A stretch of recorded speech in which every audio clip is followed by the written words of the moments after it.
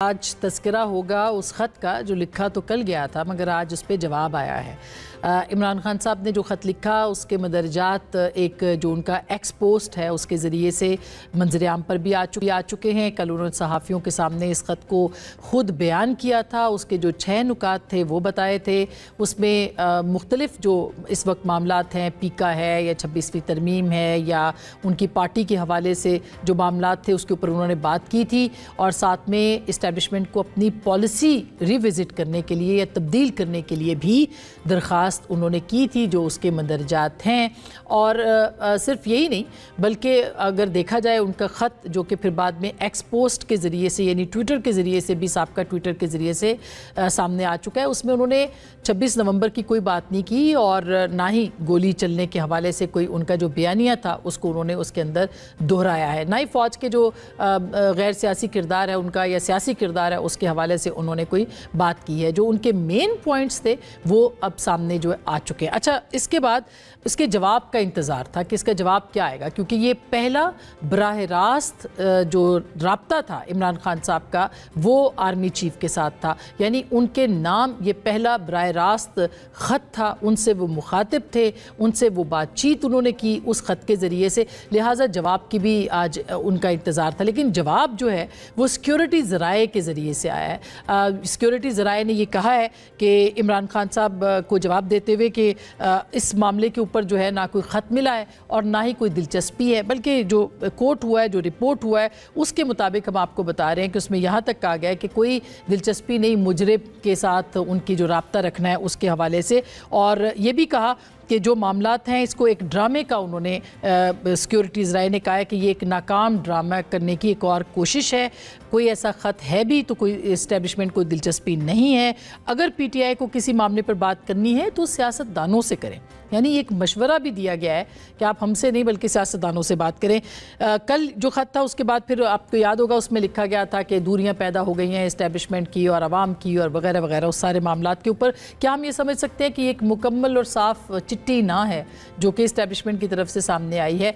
हमारे ज़राए ये बता रहे हैं कि जो एक राब्ता था, जो चैनल खुला था इस्टेब्लिशमेंट के साथ पाकिस्तान तहरीक इंसाफ का, वो भी अब बंद हो गया है। तो अब इसलिए इमरान खान साहब ने ये बराह रास्त जो है अपॉर्चुनिटी ली है कि वो फ़ौज को इंगेज करें, मगर अब ये इसका क्या मामला बनता है, ये कहाँ तक जाएगा, वो सियासतदानों से बात करेंगे, इस ना का मतलब क्या है, क्या कोई रिलीफ नहीं मिल रहा, इसके ऊपर आज के इस प्रोग्राम में हम बात करेंगे। इसके साथ साथ अगर देखा जाए तो अली अमीन गंडापुर साहब का जो कल का इंटरव्यू था वो भी बहुत अहम इंटरव्यू था, क्योंकि उस इंटरव्यू के अंदर उन्होंने इस बात का पहली मर्तबा ऑफिशियली जो है वो इजहार किया है और उसको कंफर्म किया उस खबर को कि जो उनका राब्ता इस्टेब्लिश हुआ था 26 नवंबर और उसके आसपास, और वो क्या रिलीफ मांग रहे थे इमरान खान साहब के लिए। उन्होंने कहा कि ये मेरी तरफ से एक इनिशिएटिव था जो कि मैं चाहता था कि वो नथिया गली जाएँ या फिर वो उनको हम खैबर पख्तूनख्वा मुंतकिली उनकी करें, और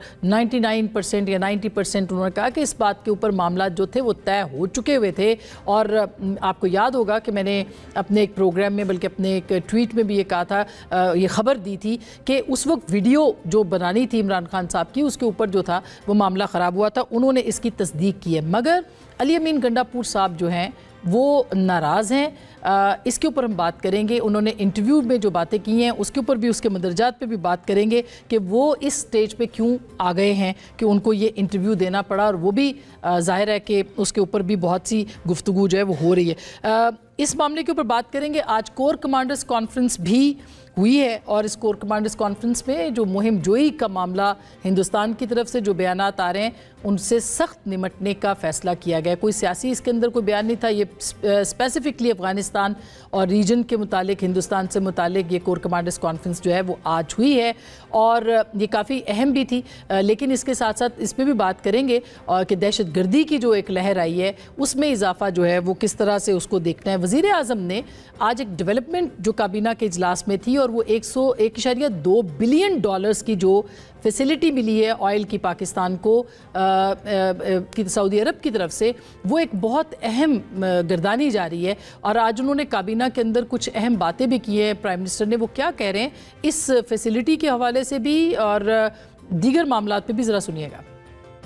क्राउन प्रिंस मोहम्मद बिन सलमान ने कल वफ्द भेजा था। हमारी जो ऑयल फैसिलिटी है जो कि 2023 में 10 महीने थी, अब उसका दोबारा इजरा हुआ है और $1.2 बिलियन सालाना उन्होंने दी है। इससे न सिर्फ हमारे जो रिजर्व्स हैं उनको तकवीत मिलेगी, एग्रीकल्चर टैक्स है और जो एक IMF की एक रिक्वायरमेंट भी है, चारों सूबों ने ये रिक्वायरमेंट जो है पूरी कर दिया। ये रिलीफ भी मिला है, लेकिन इसके साथ साथ महंगाई की जो शरह है उसमें कमी का भी कहा वज़ीर आज़म ने। लेकिन असल बात यह है, ये देखना है कि क्या वाकई महंगाई कम हो चुकी है, आम आदमी की जो ज़िंदगी है उसके ऊपर भी कोई असर पड़ेगा, और जो इकनॉमिक डेवलपमेंट की बात हो रही है इसका बराह रास्त उन लोगों के लिए जो कि करोड़ों लोग अब ख़त गुर्बत से नीचे हैं, उनकी ज़िंदगी पर भी कोई असर पड़ेगा।